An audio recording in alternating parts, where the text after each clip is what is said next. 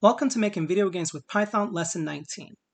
In this video, we're going to explore how we can work with lists of animations to produce a stream of asteroids and power-ups that are going to scroll from the top of the screen down to the bottom in our game, Delta Fighter. So let's get to it. So let's just take a quick look at the animations we're going to be working with. So here's the animation for our asteroid. And our plasma ball is this one.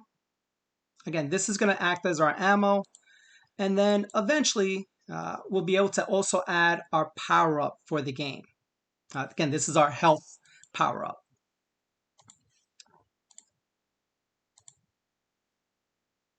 All right, so in order to start working with a list of animations, the first thing we have to do is we have to actually create a list.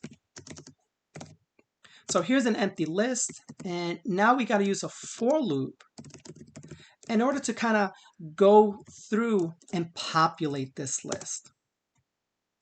So here's our for loop. We're going to add 50 asteroids, and if you allow me, I'm going to do a little copy and paste just to save ourselves a little bit of time. And I created a variable a, which is one of those animations of the asteroid. And now I'm simply going to append that asteroid to our list. So by the end of this for loop, we will end up with 50 different animations inside the asteroid list. Now, right now, they're not going to be doing much. They're all going to be just standing there in the middle of the screen. So we got to position them. So in order to do that, we're going to need another for loop to kind of go through and then place them above the screen. So let's say for I in range. And I'm going to use a slightly different approach here. I could have put 50, but I'd rather go this route in that whatever length of the list is, that's the for loop we're going to use. So that way, if we decide to increase the number of asteroids to, let's say, 100, we don't have to modify the code down here. Okay, so let's create a couple of random values. Let's create a random value for our X position. And we'll say 100 to 700. Again, a little bit shy of the borders. And for our Y, let's do a random of 100 to 5,000. And again, you might be thinking, why 5,000? Why such a large number? You'll see as we go through this. Okay, so let's do asteroids bracket I in order to access one of these animations that we just put in the previous for loop. Again, so this will be one of these animations. So when you grab something from this list, it is one of these animations. Again, that might be hard to accept, but that's what you're getting when you access a particular element from this list. It is an animation, which means I could put the dot here and then do a move to. And where am I going to move it to? X comma negative Y. Now let's think about this negative Y here. Again, this is from 100 to 5,000. So these asteroids are going to be spread above the screen for a distance of 100 to 5,000. Again, allowing them to come in at different times on our screen. Now, we have to use set speed and move in order to make things kind of come down on their own. So let's create another random number so that each of the asteroids can come in at a slightly different pace. So very small numbers between 4 and 8. And let's go ahead and access that asteroid again. And we'll do a set speed of S with an angle of 180, which allows it to travel down. So again, these are things that we've done before in some of the other games. The only difference is that we're accessing the animation from a list. All right, so this is kind of just like the pre-work prior to the game. Now inside the game loop, we again have to use that for loop for I in range of the length of asteroids in order to go through that list of asteroids. Again, you're going to see this is a very common thing to have to do anytime you work with a list. And also this next part, the fact that because we're working with a list, now we have to access each of the elements in the list. Again, the thing to note is that when we access each of these things inside the list, we are getting an animation because guess what? That's what we appended to the list. So every time we do this, we are getting an animation, which means I can do a dot move. So let's save this and let's see if it works. And I was a little worried there. I was like, nothing's coming on the screen.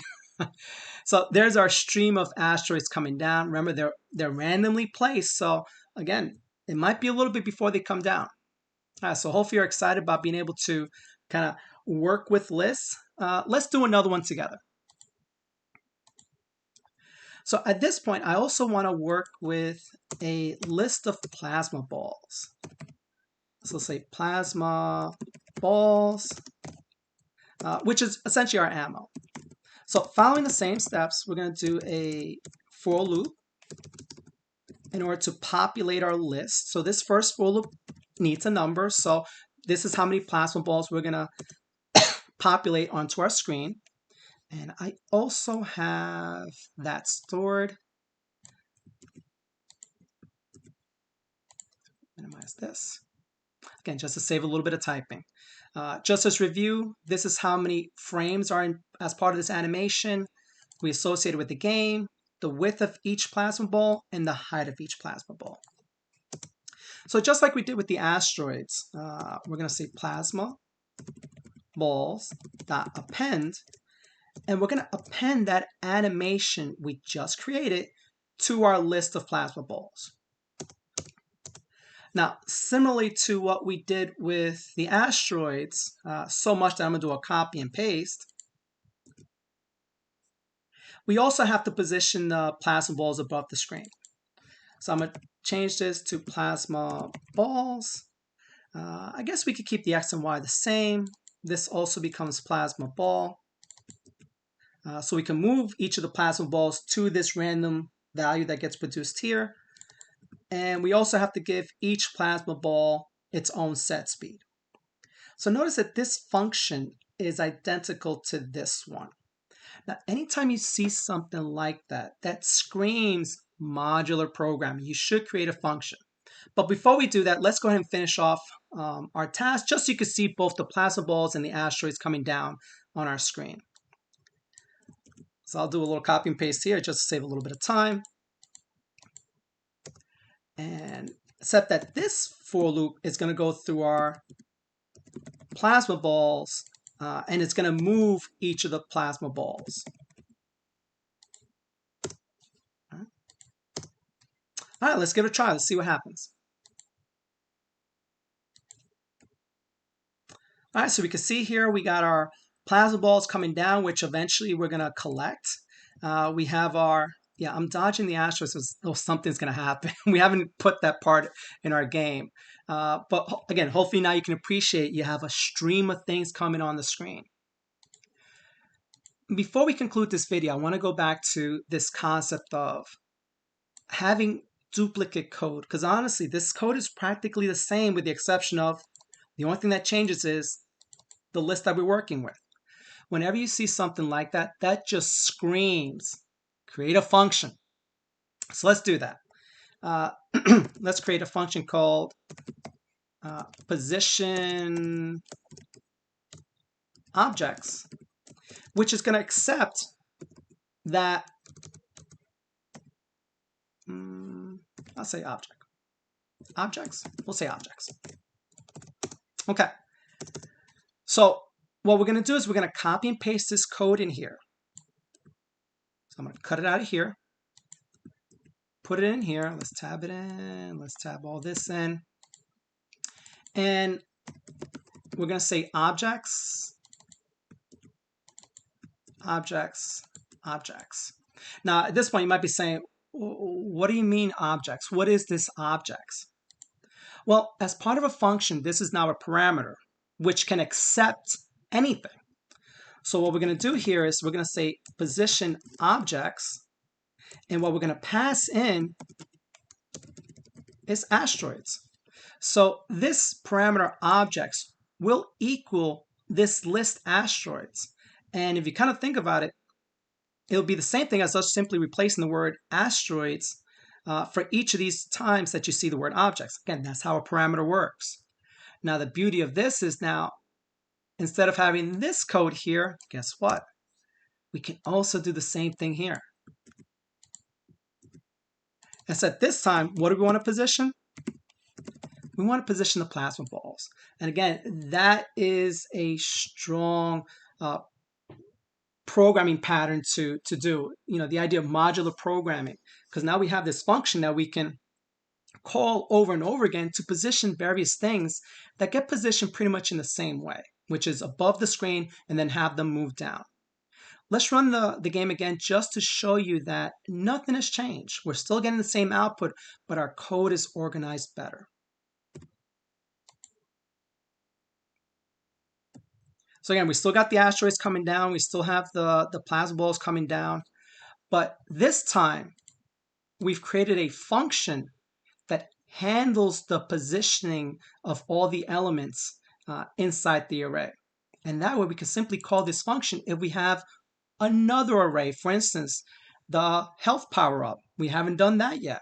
So we could conceivably go through the same process and then position each of those health power-ups just using the position objects. All right, so let's go back to our presentation. Let's review what we've done. So in this video, we explored how we can use lists to store animations and then go through that list in order to position each of the animations above the screen. We also saw how we can traverse that list inside the game loop in order to move each of those animations across the screen.